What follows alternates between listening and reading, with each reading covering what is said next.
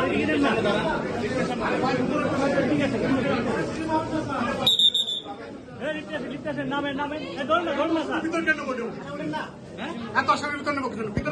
বলছি আপনাকে আসামিতে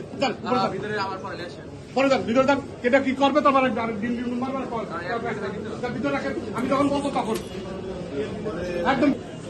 আল্লাহ হাফেজ।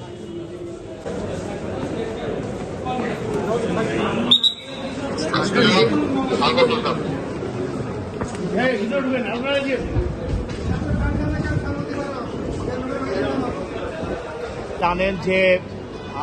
ফ্যাসিস্ট হাসিনার অন্যতম আরেকজন ফ্যাসিস্ট শাসনের সহযোগী ডিজিএফআইয়ের সাবেক প্রধান এবং লেফটেন্যান্ট জেনারেল অবসরপ্রাপ্ত শেখ মামুন খালেদ, তাকে একটি হত্যা মামলায় তদন্তকারী কর্মকর্তা ইতিপূর্বে 5 দিনের রিমান্ড নিয়েছিলেন এবং 5 দিনে তাকে জিজ্ঞাসাবাদ করার পর আবার তাকে অধিকতর জিজ্ঞাসাবাদ করার জন্য আজকে বিজ্ঞ আদালতে উপস্থাপন করে 7 দিনের রিমান্ড প্রার্থনা করেছে এবং তদন্তকারী কর্মকর্তা তার এই বক্তব্য বলেন যে এই আসামি সুকৌশলে অনেক ঘটনাকে এড়িয়ে যাচ্ছে এবং ইতিমধ্যে সে ফ্যাসিস্ট হাসিনার পরবর্তীতে ডিজিএফআইয়ের বা পরবর্তীতে শাসনের সময় তার সম্পৃক্ততা এবং আন্দোলনের সময়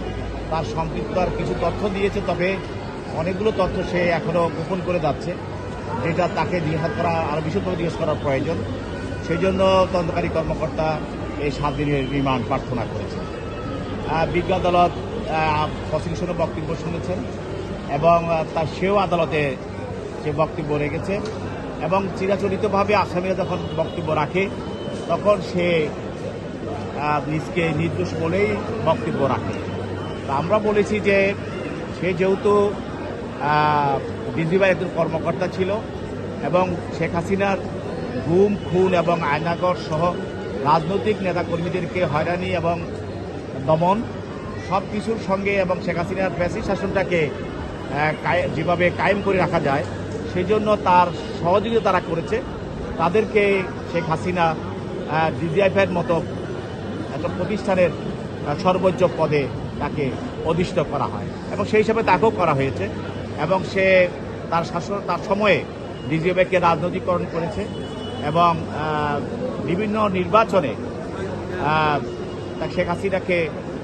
অবৈধভাবে নির্বাচিত হওয়ার তারা সহযোগিতাও করেছে। তো এইগুলি তারা করার পরেও তারা আদালতে এসে নিজেকে নির্দোষ দাবি করে, এটা স্বাভাবিক। তবে আইন তার আইনের গতিতে চলবে এবং তদন্তে তার যে অপকর্মগুলো, তার যে ফ্যাসিস্ট হাসিনার সঙ্গে তার যে সম্পর্ক এবং তার মানুষ আইনজীবীদের আয়নাগর এইসব তার যে ভূমিকা ছিল এগুলিও বেরিয়ে আসবে।